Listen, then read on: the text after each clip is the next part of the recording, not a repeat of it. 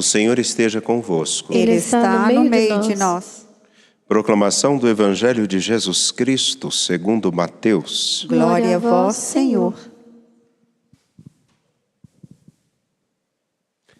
Naquele tempo, os discípulos aproximaram-se de Jesus e perguntaram: quem é o maior no reino dos céus? Jesus chamou uma criança, colocou-a no meio deles e disse: em verdade vos digo, se não vos converterdes e não vos tornardes como crianças, não entrareis no reino dos céus. Quem se faz pequeno como esta criança, esse é o maior no reino dos céus. E quem recebe em meu nome uma criança como esta, é a mim que recebe. Não desprezeis nenhum desses pequeninos, pois eu vos digo que os seus anjos nos céus vêm sem cessar a face do meu Pai que está nos céus. Que vos parece? Se o homem tem 100 ovelhas e uma delas se perde, não deixa ele as 99 nas montanhas para procurar aquela que se perdeu? Em verdade vos digo, se ele a encontrar, ficará mais feliz com ela do que com as 99 que não se perderam. Do mesmo modo, o Pai que está nos céus não deseja que se perca nenhum desses pequeninos. Palavra da salvação. Glória a vós, Senhor. Por favor, podem se sentar, vocês que estão aqui no Santuário Basílica Nossa Senhora da Piedade, que vieram aqui do lado, alguns de vocês vieram aqui do lado, né? Bem pertinho, estão hospedados aqui ao lado. Que Deus abençoe e guarde. Você que nos acompanha pela TV Horizonte, pela Rádio América e também pelo nosso canal no YouTube Mãe Piedade. Escutamos a profecia de Ezequiel, seguida do canto do Salmo, cujo refrão vai dizer: como é doce ao paladar vossa palavra, ó Senhor. E escutamos Jesus respondendo a uma pergunta dos seus discípulos: quem é o maior no reino dos céus? Há aqui uma linha muito rica de ensinamento. Qual é? Quando escutamos a profecia de Ezequiel, nós também ficamos, a princípio, somente com uma frase que está no capítulo 3, versículo 2. Eu abri a boca e ele me fez comer aquele rolo que tinha sido apresentado a mim. E Ezequiel diz que ele comeu o rolo e ele era doce como mel em sua boca.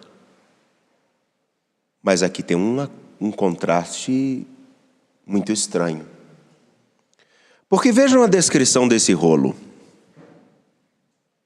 Diz o versículo 8 do capítulo 2 de Ezequiel: quanto a ti, filho do homem, escuta o que eu te digo. Não sejas rebelde como esse bando de rebeldes. Abre a boca e come o que eu vou te dar.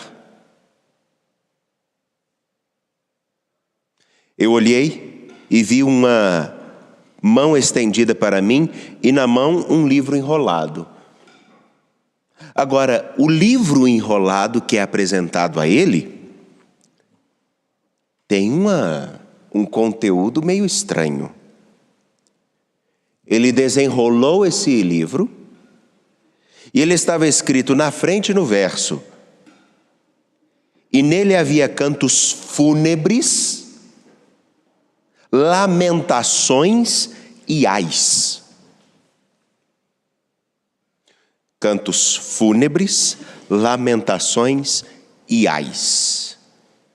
O conteúdo desse livro não era doce. Diríamos que seria como aquele limão bem azedinho que a gente pega, faz assim, ó. Espreme na boca, inclusive com a casca. Aí depois você vira para o vento bem frio e faz assim, ó. Já fizeram isso? Não dói até a alma. O conteúdo do livro, ele tem tristeza, dor, lamentação. Como é que isso pode ser doce ao paladar? É o mesmo que nós pegarmos aquela laranja da terra que é para fazer doce e comermos. Não é nada agradável.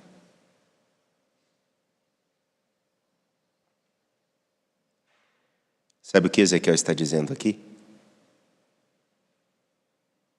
É um pouco daquilo que vai perpassar toda a sua profecia. Ele vai olhar os lamentos, as tristezas, as dores do seu povo e vai procurar olhar para essas realidades não com a tristeza que pode gritar aos olhos. Ele vai olhar para o seu passado, para o passado do seu povo e não vai ver somente aquilo que aconteceu de ruim. Ele vai ver uma outra coisa. Por que que esse rolo é doce ao paladar, tendo um conteúdo tão ácido, tão amargo? É porque ele vai olhar para aquilo, para toda a história do seu povo e para esses lamentos e vai dizer aqui, é doce porque a partir disso aqui nós aprendemos a viver. É doce porque nós poderemos perceber que como nós estivemos como ossos ressequidos, o Senhor é quem faz com que a gente continue vivo.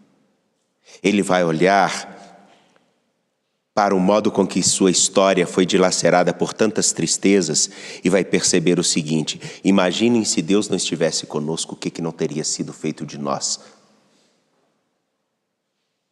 Por isso é doce.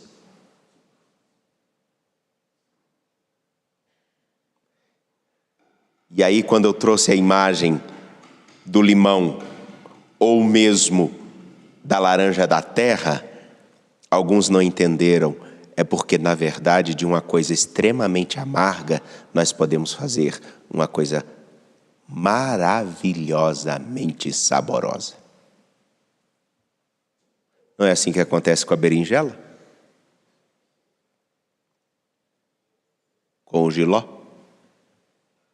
Com o limão? Com a turanja e com a laranja da terra?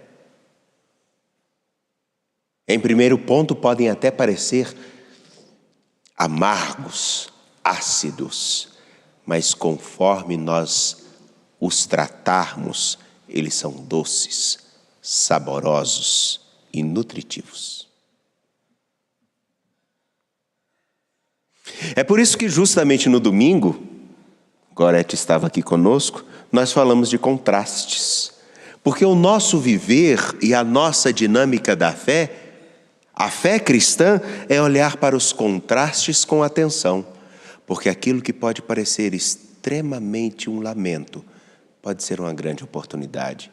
Do mesmo modo que nosso Senhor entra para o sepulcro morto, e alguns olham aquilo ali como o fim, logo depois explode a dinâmica de uma nova vida e de um novo horizonte, inaugurado por aquele que deu a vida por nós, que não ficou preso na morte, mas ressuscitou. A vida, ela pode ser extremamente doce e amarga.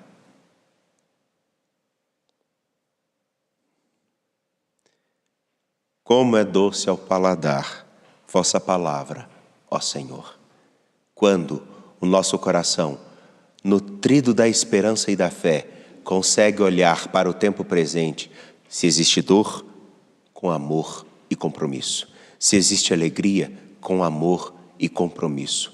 Tudo porque, se existe dor, precisamos transformá-la em alento com a nossa presença. Se existe beleza, se existe alegria, precisamos nos esforçar muito para que a nossa alegria não se torne em tristeza pelo nosso descaso ou simplesmente porque nos achamos mais importantes e mais valorosos que outros.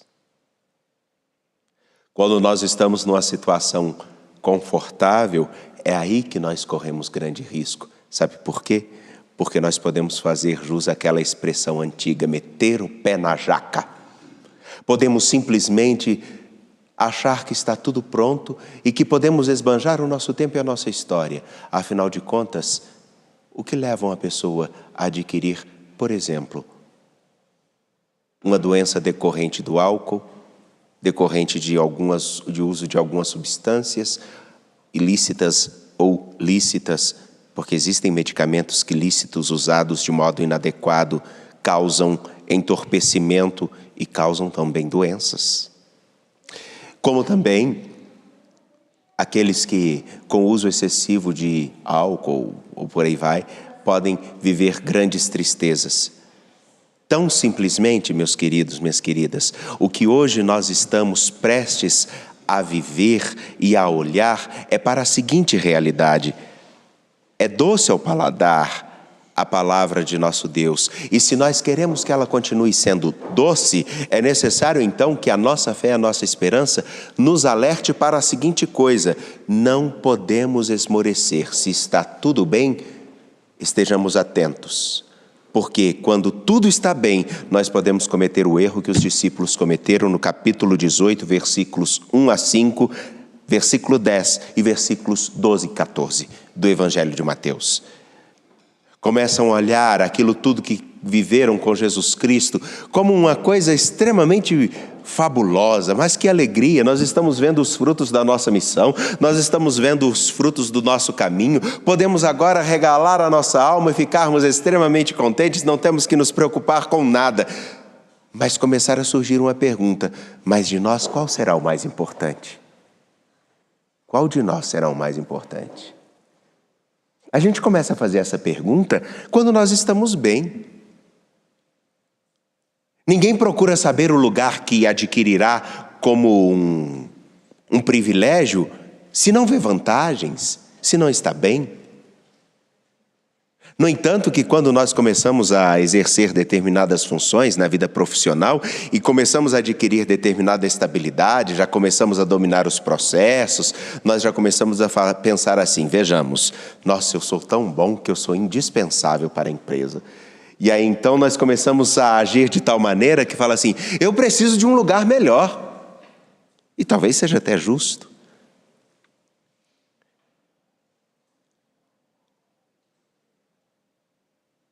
Mas, ao mesmo tempo que isso começa a crescer dentro de nós, pode fazer com que nós cometamos um grave erro de acharmos-nos indispensáveis, insubstituíveis, ou que nós realmente somos muito melhores do que os outros, e não melhores para os outros e com os outros.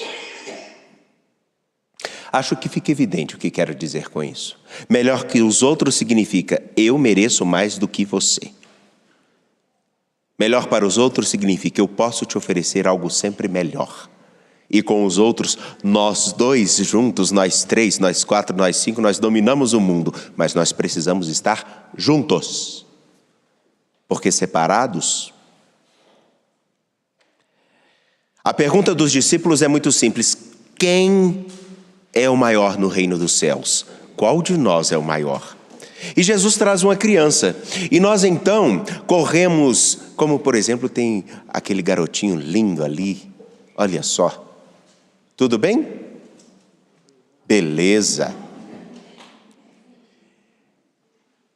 Nós olhamos para as crianças hoje e nós falamos: nossa, mas que beleza, que bonito, que maravilha. A gente precisa ser como criança. Aí a gente acha que ser como criança é ser bobo. E criança não é boba, não. Muito pelo contrário. Passa a perna no avô, na avó e no pai, na mãe com uma facilidade terrível. Principalmente no tempo presente. Quando Jesus traz essa criança e coloca no meio, é para dizer o seguinte: se vocês não se converterem e não entenderem que, na verdade, não existe ninguém melhor do que ninguém, e que vocês têm o mesmo nível que essa, e não se colocarem no lugar dessa criança que tem que aprender, e só não aprende até o fim da vida, quem? Todo mundo aprende até o fim da vida. Ninguém sabe tudo que não tenha nada a aprender, nem que seja a sofrer. Criança, ela não é desprendida. E seria tão bom se nós fizéssemos jus àquilo que Teresinha de Jesus diz. Eu era tão egoísta quando criança porque eu queria tudo para mim. Minhas irmãs ganhavam presentes, eu queria os presentes delas. Criança é assim. Onde tem desprendimento nisso? Nenhum. Mas aí Teresinha de Jesus vai dizer assim: eu peço tanto a Deus que eu continue sendo egoísta porque eu quero a salvação e o amor de Deus todo para mim, e eu só experimentarei isso sendo o melhor que eu posso para os outros. Nós poderíamos ser tão egoístas nessa dimensão, não é? Mas nós procuramos outras. E a imagem de que Jesus emenda, ele faz o complemento logo depois contando na narrativa, nos cortes do Evangelho, daquele que deixa 99 ovelhas para buscar uma, para dizer o seguinte: não nos enganemos pensando que o nosso valor e a nossa riqueza está naquilo que nós agregamos de recursos, mas naquilo que nós agregamos de sentido. Porque uma criança, ela é toda uma força de sentido e de esperança. Porque todos nós, ao pegarmos uma criança no colo, podemos olhar: eu posso fazer com que este ser humano seja o mais bonito ou o mais horrendo. Depende das minhas escolhas e do que eu passarei para ele, do que eu proporcionarei a ele. E daí então o livro de Ezequiel toma forma agora numa beleza fabulosa, porque de modo particular nós podemos olhar para uma criança, como agora nós estamos vendo nos tempos presentes, onde criança é simplesmente despesa, prejuízo, algo que atrapalha a vida dos outros. Inclusive, o modo com que eu possa fazer o que eu quiser e não tenha que dar satisfação a ninguém, mas não precisamos nos enganar, porque a vida sempre tem a sua conta. A vida tem a sua conta. Nós podemos fazer o que quiser, como quiser, mas não nos preocupemos. Chega a fatura, cedo ou tarde. Não podemos fazer tudo. Uma consequência é simples. Alguém pode pensar em tirar a própria vida. E que tristeza quando vemos pessoas que buscam isso. Mas ela já perderá muito. Não é possível fazer tudo. Ezequiel apresenta justamente: o livro da vida pode estar profundamente marcado com os lamentos e as tristezas da história, mas se nós tivermos a esperança fecunda e o coração alicerçado no nosso Deus, nós poderemos olhar para essas histórias de tristeza, de lamentos, de ais, e aprender com elas para fazer do tempo presente um momento de grande alegria. E nessa história não importa quem é o maior, importa sim quem se faz melhor. É isso que faz a diferença. Me permitam fazer essa pergunta: como é doce ao paladar a palavra de nosso Deus? Em primeiro ponto, nós a meditamos.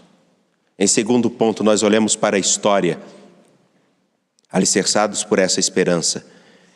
Vemos as tristezas, mas tentamos tirar delas o ensinamento para fazermos o tempo presente melhor. E mais, nós olhamos para todos esses lamentos e para toda essa história que marca o nosso passado e tiramos dela o ensinamento para fazer com que aquilo que nós temos de bom perdure mais tempo. Percebam que, na verdade, o livro que Ezequiel experimenta não é outro, senão um livro da própria história, da própria vida e da realidade que ele contempla de um Deus que com ele caminha e com seu povo caminha, como acontece conosco. A diferença é só uma: como ele tratará isso que chega até ele. O livro da vida pode ser amargo ou pode ser doce. Resta saber qual a nossa disposição de acolhê-lo e dele tirar o melhor. E aí me volto àquela imagem que eu trouxe. O figo verde é horrível. A laranja da terra, sem o tratamento, socorro. Mas quando bem trabalhado, se torna uma maravilha. O livro da palavra da vida, a Escritura, marcados pela esperança em Deus, fazem com que olhemos para o tempo presente, para o passado, e almejemos um futuro melhor, e nos comprometemos com Ele. Qual o seu compromisso?